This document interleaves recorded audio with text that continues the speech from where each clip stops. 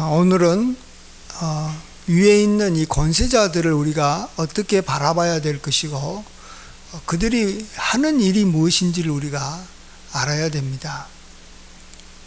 많은 백성들 또 많은 사람들이 권세자들을 잘 모르는 것 같아요. 권세자들이 무엇을 해야 되는지 몰라서 자기가 원하는 것을 권세자들이 행해주지 않으니까 권세자들을 이렇게 참 싫어하고 그들이 자기 자신을 억압한다 이렇게 생각할 때가 참 많고, 나중에는 그러한 권세자들이 없이도 또 권세자들 없이 자기들끼리 이렇게 공동체를 이루면서 서로 이렇게 지켜주고 서로 함께하면 참 복된 그러한 어떤 생활을 할 수 있겠다, 사회생활도 할 수 있고 또 국가생활도 할 수 있겠다 이런 생각을 할 때가 있습니다.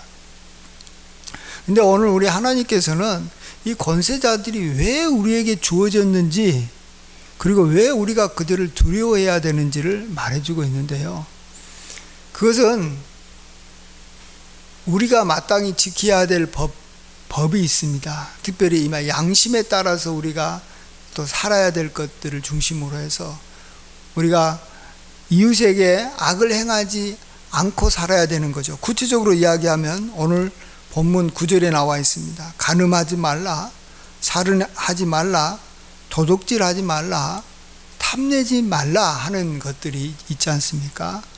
이런 것들을 행하지 않아야 되는데, 이런 것들을 행하지 않게 하는,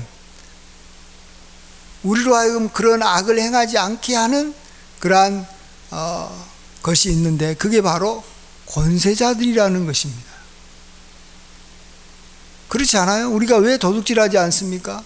왜 우리가 간음하지 않습니까? 법이 있기 때문에 그러는 거예요. 그런 법이 있기 때문에 그러는 거예요. 근데 법만 있는 걸로 끝나는 게 아니라 그 법을 이렇게 집행하고 법을 잘 이렇게 우리가 지키도록 우리에게 가르치고, 만일 지키지 않으면 벌을 내리는 권세자들이 우리 주변에 있기 때문에 우리가 그러한 계명을 지키는 거예요. 그래요, 안 그래요? 우리 주변에 경찰도 없고 우리 주변에 검찰도 없고 또 우리 주변에 내가 잘못했을 때 그것에 대해서 꾸지락하고 나무로 이게 잘못했다고 말하고 지적하는 사람이 없으면 여러분 정말로 법을 잘 지킬 수 있을까요? 우리가 정말로 양심대로 우리가 정말로 잘 살 수 있을까요? 아닌 거예요. 그냥 자기 편하면 그게 좋은 거예요. 그냥 그런 식으로 살아가는 거예요. 그걸 우리는 보고 무법천지라고 말해요. 무법천지. 무법이라는 게 뭐예요? 법이 없다라는 거예요.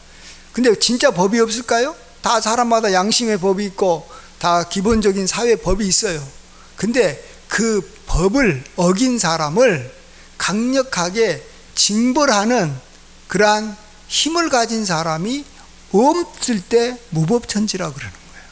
그래서 무법천지가 되면 그냥 힘 있는 사람이 모든 걸 자기 마음대로 하는 거예요.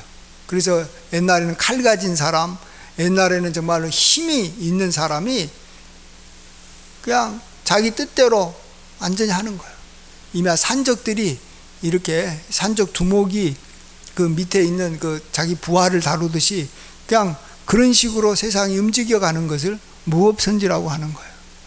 그래서 법이 지배하도록 이렇게 할 수 있는 그러한 이 여건이 만들어져야지 그런 사회가 참 복된 사회고 그런 나라가 안정된 나라라는 것입니다.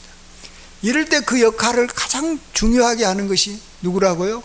권세 있는 사람들이 있어야 된다라는 겁니다. 그러니까 이 나라가 해야 될 여러 일들이 있지만 그 중에서 가장 중요한 것이 십계명과 같은 법을 지키도록 이렇게 옆에서 이렇게 우리에게 벌을 줄 수 있는 그러한 이 일을 해야 된다라는 것입니다. 우리는 많은 경우에 국가가 국민들을 이렇게 잘 먹여 살리는 일을 해야 된다. 복지국가를 이루어야 된다.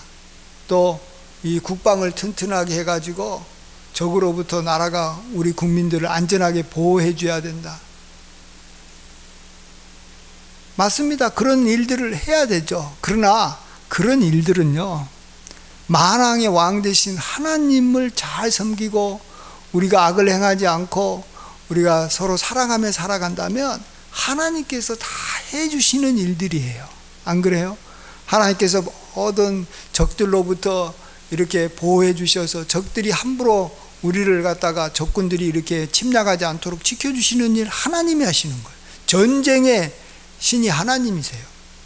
또 우리로 하여금 하늘의 비와 땅의 이슬과 여러 가지 좋은 여건들을 만들어서 우리로 하여금 일한 대로 풍성하게 이렇게 먹고 살게 해주는 일을 누가 하신다고요?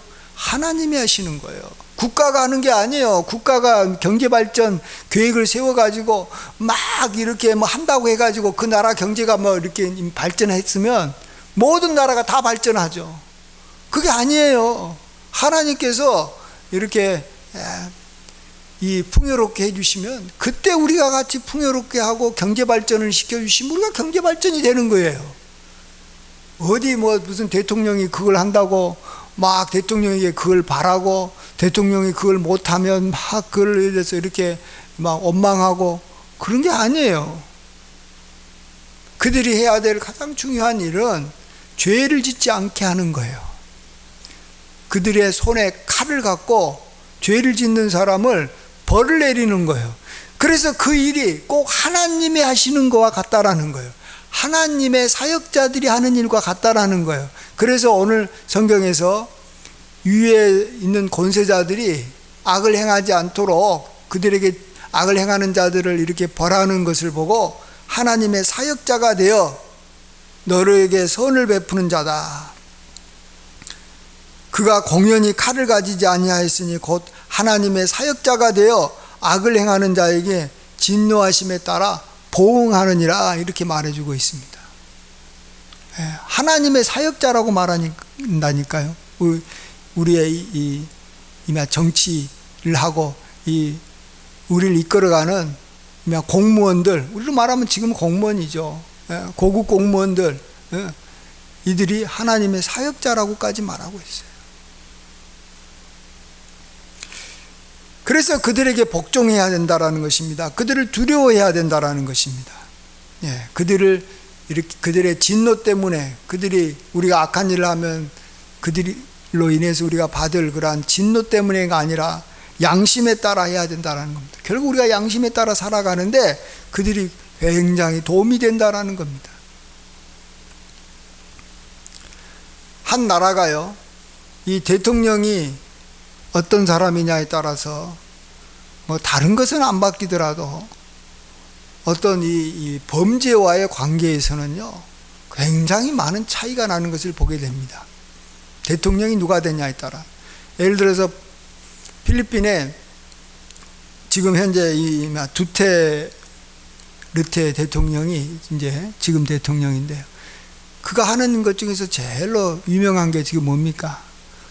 마약과의 싸움이에요. 마약과의 전쟁을 해가지고 막 마약 사범들을 그냥 무자비하게 막 이렇게 붙잡아가지고요, 이렇게 반항하면은 바로 이렇게 현장에서도 이렇게 막 죽여라라고 해가지고 지금 수천 명이 막 이렇게 막 죽임을 당하고 그렇습니다. 정식 재판도 안 받고요. 그러면은 백성들이 굉장히 막 원망이 크고 인권 문제에 대해서 주변 나라들이 막 이야기하는데, 그럼에도 불구하고 필리핀 사람들은 여전히 그 대통령을, 현재 필리핀 대통령을 지지하고 이렇게 좋아합니다. 왜 그런지 아세요? 이전 대통령들은요 마약에 대해서 이렇게 그렇게 강력하게 대처를 하지 않았어요. 근데 우리가 잘 아는 대로 마약이 얼마나 무섭습니까? 마약은 한번 이렇게 이 마약 주사를 맞게 되면 이게 평생 마약의 노예가 되는 것이고, 마약을 얻기 위해서 이제는 돈 버는 거예요. 마약의 노예가 되는 거예요. 그래서 우리도 중국 옛날에 이면 아펜 전쟁 하기 전에 아펜으로 인해서 온 국민들의 삶이 다 피폐해졌을 때 얼마나 힘들었습니까? 필리핀이 그랬던 나라예요. 그러니까 대통령이 와서 이번 이 두테르테 대통령이 마약 사범들을 강력하게 검거하고 아주 강하게 하니까 나라가 다시금 힘을 얻는 거예요. 안정되는 거예요. 옛날 대통령은 마약을 갖고 있는 이 집단들 있잖아요. 그 깡패 집단들이 다 마약과 연관하고 그거하고 연관해가지고 또 다시 또 여러 가지 뭐 범죄가 많은데 그들이 겁이 나니까 손을 안 댄 거예요. 그리고 뭐 그 깡패들이 경찰을 갖다 두려워하지도 않은 거예요. 심지어 군인들도 두려워하지도 않았어요. 자기들이 엄청난 이 자금력을 갖고 많은 이 사람들을 이렇게 거느리고 그들과 싸워가지고 자기들이 막 이기고 그러니까 마약이 마음대로 됐어요. 여러분, 이런 일을 하는 것이 바로 국가예요. 악을 행하지 않도록 하는 것이 국가예요. 우리가 그것을, 대통령에게 그것을 우리가 기대해야 되는 것이고, 우리가 그래서 대통령을 두려워하고 경찰을 두려워해서 악을 행하지 않으면요, 하나님께서 그 나라에게 복을 주신다니까요. 복을 주신다니까요. 근데 대통령이 그런 건 하지 않고 죄악은 백성들이 해가지고 뭐 백성들이 뭐 이렇게 간음하든 말든 살인하든 말든 도둑질하지 말든 상관하지도 않고 백성들에게 인기를 얻으려고 그들에게 막 이렇게 먹을 거 주고 입을 거 주고 그러면은 이렇게 나라가 잘 될 것이라고 생각을 한다면 천만의 만만의 말씀. 절대 그렇지 않아요. 하나님께서 그 나라에 지진을 내린다든지 기근을 내리면 금방 다 가난해지는 거예요. 금방 다 이렇게 살기 힘들어지는 거예요. 그리고 죄로 인해서 많은 사람들이 고통을 받아서 얼마나 이렇게 오난이 이렇게 사무칩니까? 그럼 하나님께서 그 나라를 징벌하지 않을 수가 없는 거예요. 그래서요, 우리가 우리의 삶 가운데 그런 일을 하는 사람, 우리가 죄 짓지 않도록 우리가 두려움을 느낄 수 있는 사람을 우리 곁에 두어야 된다는 것이고, 그러려면 그들에게 조세와 관세를 바쳐야 된다라고 말해주고 있습니다. 그래야지 그들이 그 조세와 관세를 받아서 그들이 먹고 그들이 이렇게 자기가 이렇게 힘을 얻어서 그 역할을 할 수 있으니까요. 이 군대를 기르고 경찰을 잘 이렇게 양성해서 백성들로 하여금 그들을 두려워하게 만드니까요. 오늘 6절 보세요. 너희가 조세를 바치는 것도 이로 말미암음이라. 뭐 때문에 말미암다고? 왜 조세를 바친다고요? 우리가 죄 짓지 않게 하려고, 않는 일을 그들이 하게 하려고 조세를 바치는 거예요. 감옥을 만들고 경찰을 만들고, 못 봐도 그 공무원들이 뭔가 이렇게 막 먹을 것이 풍성해야지만이 그 역할을 하죠. 조세도 안 바치고 관세도 안 바치면서 하면 뭐겠어요? 그들이 먹을 것이 없으니까 이렇게 뇌물이나 받고 범죄자들을 이렇게 봐주면서 이렇게 뒤로 돈이나 받게 되면 이 나라는 끝나는 거예요. 그 세상은 끝나는 거예요. 그래서 그들이 하나님의 일꾼이 되어 바로 이 일에 항상 힘쓰느니라. 간음하지 않고 살인하지 않고 도둑질하지 않고 탐내지 않게 하는 일을 하는 거예요. 십계명을 지키게 하는 일을 그들이 하는 거예요. 사회적 분위기가 이렇게 죄를 지어도 그냥 괜찮은 분위기로 만들어버리면 우리 교인들도 처음에는 양심에 따라서 안 한다고 하지만 너무 죄가 이렇게 강화가 되고 해도 괜찮다라는 분위기가 되면 우리도 모르게 다 그냥 죄 짓고 살려고 해버리는 것이고, 그러다 보면은 세상이 엉망이 되고 하나님의 무서운 진노가 임하는 것입니다. 이런 면에서 이 권세자들이 얼마나 중요합니까? 그들에게 이 좋은 것을 그래서 드린다는 거예요. 우리도 살아갈 때 우리가 두려워할 수 있는 어른이 있어야 되는 것이 얼마나 중요한지 모릅니다. 뭔가 우리가 이 나쁜 짓을 할 때 우리에게 와가지고 훈계도 하고 또 우리가 잘못하면은 이 벌을 내릴 수 있는 어른이 있어야 되는 거예요. 요즘에 가정에 이 아내를 구타하는 남편들이 참 요즘에 많이 있는 것을 보게 됩니다. 만일 옛날처럼 대가족이 돼가지고 정말로 존경을 받고 또 이 두려워하는 이 어르신들이 있어서 그 부모와 함께 살면서 그런 상황이라면 이 남편이 아내를 쉽게 구타할 수 있겠어요? 못하는 거죠. 어른들이 지켜보고 있으니까. 그러나 자기가 가장 큰 어른이고 자기가 가장이니까 두려울 게 없는 거예요. 그래서 남들이 안 본다고 생각하니까, 어른이 없으니까 그냥 자기 마음대로 이 자녀들을 막 함부로 하고 아내를 함부로 하고 막 이 가족인데도 이렇게 막 약한 자들을 막 이렇게 막 하는 거예요. 근데 그런 것들이 그냥 이 가정만 그렇습니까? 학교도 그렇지 않습니까? 선생님이 이렇게 무섭게 학생들을 이렇게 벌할 수 있는 그러한 선생이 있으면 학교 아이들이 함부로 못하는 거예요. 주변 아이들을, 힘 있는 아이가 약한 아이를 함부로 못하는 거예요.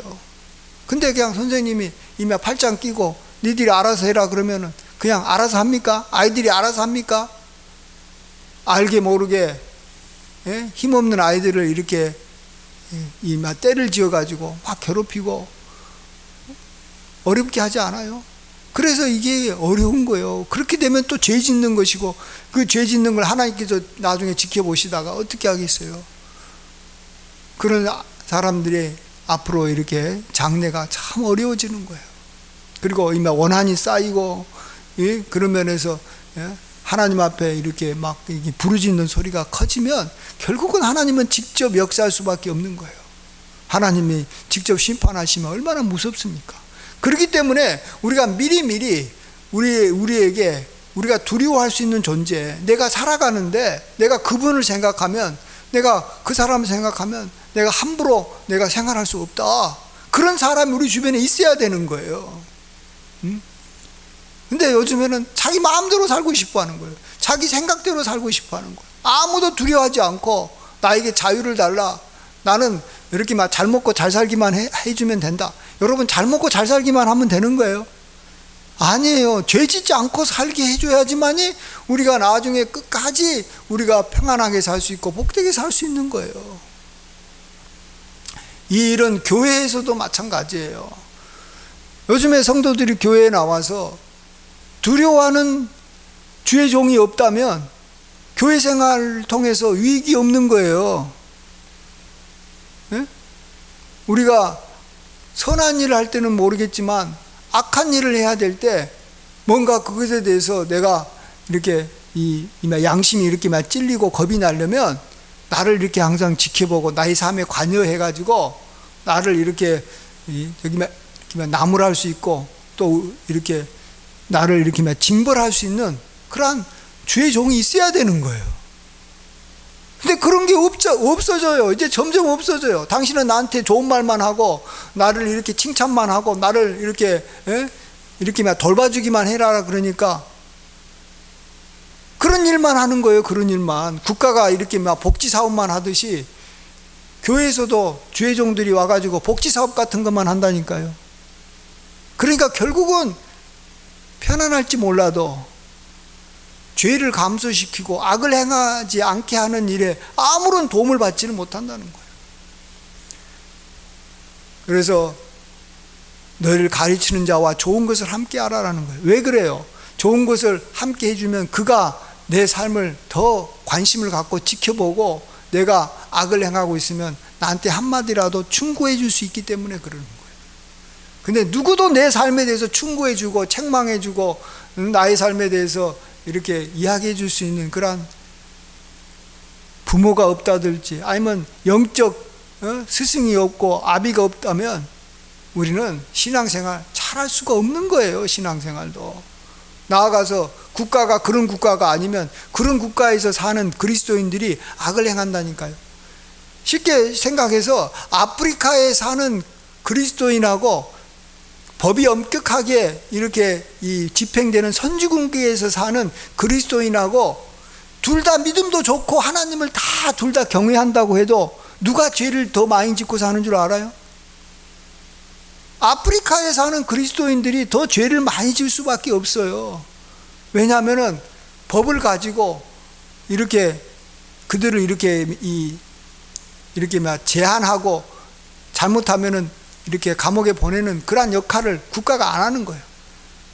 그러니까 대충 이렇게 잘못해도 이렇게만 뇌물 주고 넘어갈 수 있고 그런 상황이 돼버리니까 아프리카에 사는 그리스도인들은 나름대로 잘 살려고 해도 잘 못 사는 거예요. 그러면 대신 국가가 그런 일을 못하면 교회에서 주의 종들이라도 그런 역할을 해야 되는데 만일 그런 역할을 못하면 우리가 쉽게 죄 짓는 거예요.